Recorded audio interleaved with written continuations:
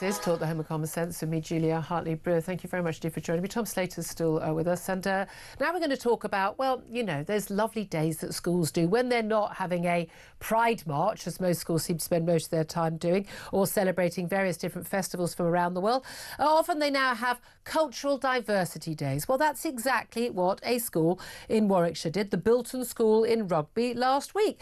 They invited all pupils to come in to celebrate their cultural diversity, maybe wear national dress, give a little talk about their cultural identity. Well, one girl did just that, but she was sent home from school because it wasn't the correct cultural identity. Well, let's talk to her father, Stuart Field, who joins us now. A very good afternoon to you, Stuart. Hi there. Thank you very much, dear, for joining us. Now, you're the dad of Courtney Wright. She's just 12 years old. She's at the school, and she was told, you know, basically, you know, like all the other kids, come in, you know, represent your culture. What did Courtney do? So she was really excited. She came home a few days before with a letter saying that she was going to take part in a cultural diversity day at school.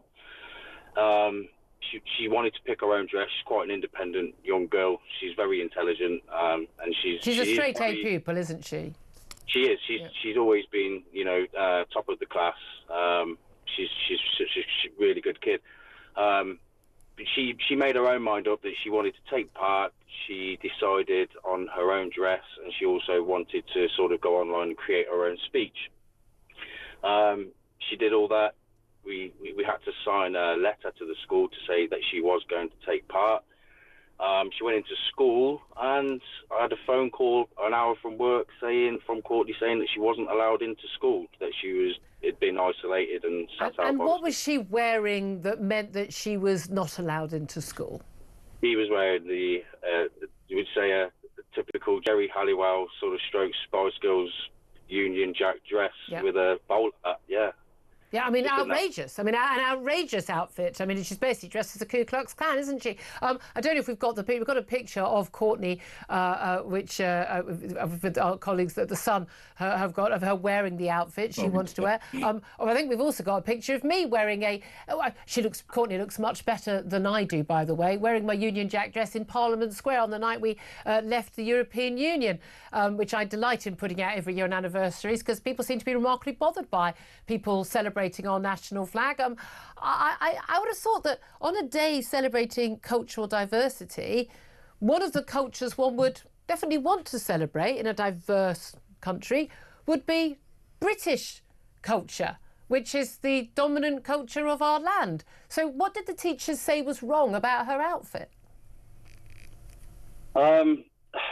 They didn't really give me an answer as to what was wrong with the outfit. They pretty much sort of diverted me straight to we need to speak to somebody else who's better qualified to deal with this, when I was answering the question, which is give me a reason why my daughter's sat in isolation on a cultural diversity day wearing a Union Jack dress. I couldn't get my head around the reasoning behind it. I don't think the school were prepared for it. I pretty much took her out of there pretty quick and said, you know, this is to be continued, and we will take it further. But the thing is, she had prepared a little speech. I mean, and other kids presumably there were. I mean, is it a particularly culturally diverse school? Lots of kids hailing from different nationalities. Yeah. So lots of different kids dressed up in what sort of other outfits were there, as far as you're aware? As far as I know, I only know of a few that got sort of refused entry. So I know there was a little boy. The parents aren't too keen on sharing it, but they've asked me. They've said that I can share that they're from a farming background. Yeah. He was dressed in a check shirt. He had a flat cap. He was dressed as a farmer with his farming background, and he was refused entry at the gates. The children with.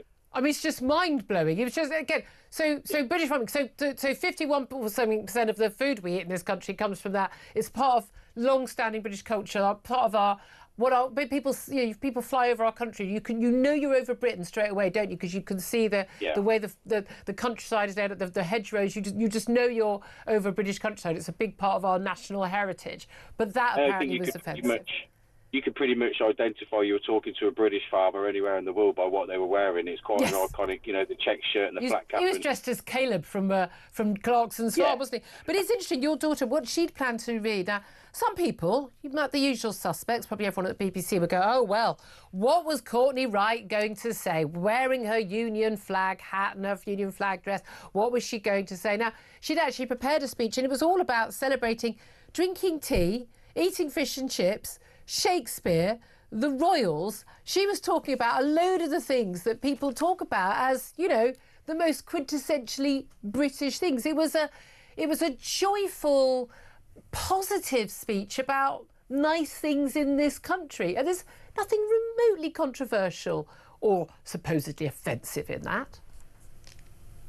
No, it was a really good speech. And I think the sad thing about this was I don't think the teachers were interested in the speech or her going in. She was pretty much refused. I think if they'd have actually read the speech, it may have been different, but she was just told no right from the beginning. It wasn't anything to do with British culture. It was made clear that wasn't, it wasn't going to happen that day. It was about other cultures. And I do believe one of the teachers even turned around to her and said, you're British, you don't get to celebrate being British because you get to celebrate that every day by eating fish and chips and wearing tracksuits, apparently. So, wow. Wow, yeah. Fairly disparaging, but also, by the way, untrue, because people are constantly told they're not allowed to. I mean, it is extraordinary. The head, Jane Delves, of the school, this is Bilton School in Rugby in Warwickshire, she'd written to head parents saying, I have to read it in this voice because this is the kind of voice I can hear it in. This special day is dedicated to recognising and celebrating the rich cultural diversity within our school community. Students across all year groups will have the opportunity to take part in a variety of cultural activities. I mean, now they have written to you to say they deeply regret the distress this has caused. They've offered their sincere and unreserved apologies. And they say they reflect how this could have been handled better. They're committed to learning from this experience and ensuring every student feels recognised and supported. How much do you trust that apology, Stuart? Yes, it's for me, Courtney got an apology.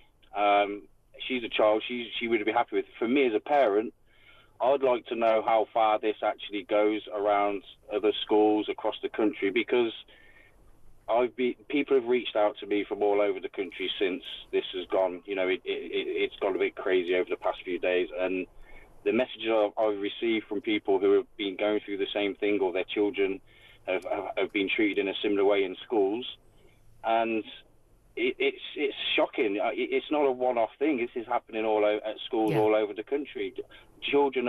British children are being numbed to the feeling proud of being part of their culture, and that's the thing. We're told we should celebrate all cultures as being equal, which is not something I believe. Actually, I believe our culture is one of the most superior cultures. That's why people want to come to us, and we're not all moving to some of the countries that some of the diverse children at that school's parents or grandparents or themselves will have come from. They're choosing to come here. There's a reason why, but also this idea that you can celebrate every other culture, everything else, or every other tradition or religious festival, but not British ones. So it's when, bonfire night, they say, let's celebrate a religious festival that happens to be at the same time, or any of our major events. There's an element where a lot of people in teaching they're a bit embarrassed, a bit ashamed of British identity, British traditions, British history and British culture. Do you think that's the same?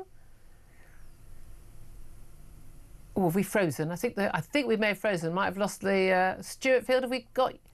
Oh, let's try it. See if we can get him back. But while we try and get Stuart Field back, he's a working man. He's in his vehicle. He's a marine engineer. Tom Slater, listening to that, I mean, it is just extraordinary, isn't it, that this has happened? And by all accounts, this isn't the only time this has happened at the OB school.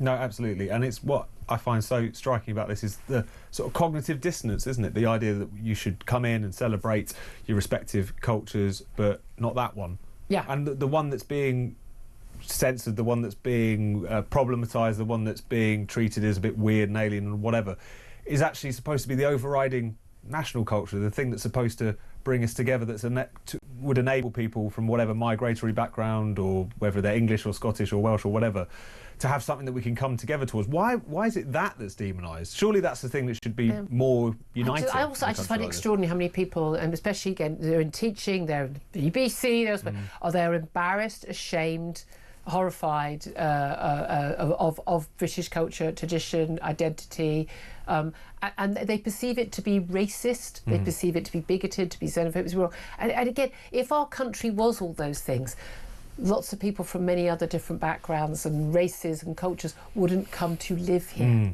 And it's simple as that. Also, in a country in which you do have people from many backgrounds, an overriding national identity is more important, not less. It's actually the space in which you can kind of come together, work out some shared cultural things, philosophical things, historical things that you can roughly unite around.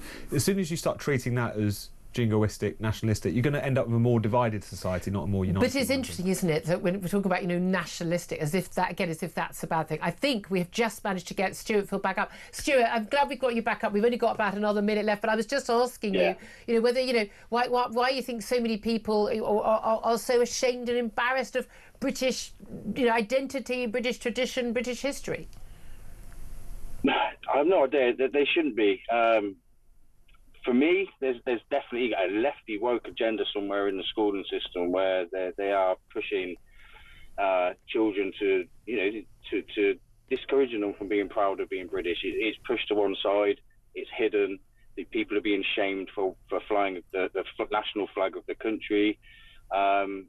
There's something there. Something's not right with the system.